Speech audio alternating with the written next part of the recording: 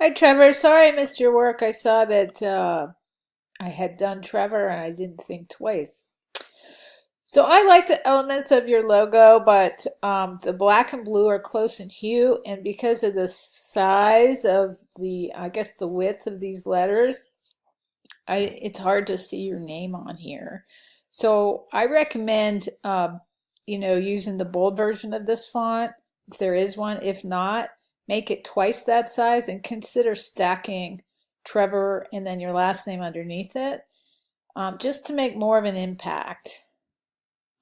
I think it was Dorothy made a point about saying maybe sharp angles isn't a very jovial way of presenting yourself.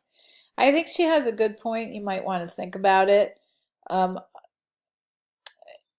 I think, though, first work on legibility, clarity with your name on there, because I do think that font looks terrific. It just gets lost. And as far as the sharpness is concerned, I seem to recall you wanted to go into the game industry, so that might work out. Shows that you're edgy, and if you want to work with, fighting games, that might be appropriate. But let me look at the rest of your stuff.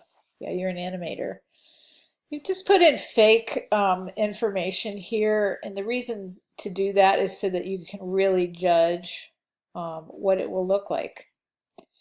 I think that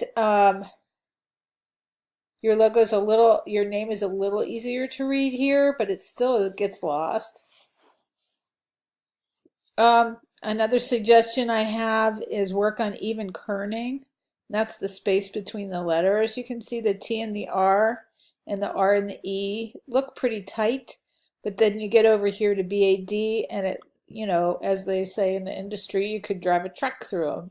So the way to fix that, and this always happens with fonts you download from the internet because they don't have the same type developing software that we do, or that Adobe does rather.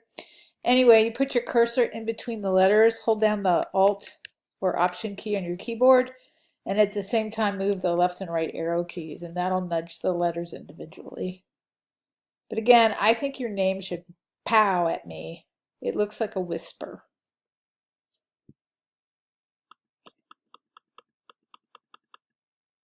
Okay, I don't like this specific shape because it doesn't reflect your logo.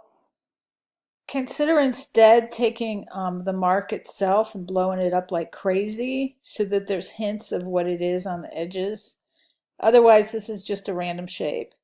That said, I love that you took your information and brought it to the bottom left of the page instead of the traditional top left, stretched across, whatever. I think that shows creative thinking. All right, so that's all I really had to say. Bump up your name so that it's legible at any size. Even if you used white, it would glow. I'm not saying to make it glow, but I'm saying that at this size, if your name here was white, it would pop. And then think about these shapes. What do they have to do with your logo or your name? Be more deliberate and just repeat the branding so people remember it. Alrighty, let me know if you have any questions.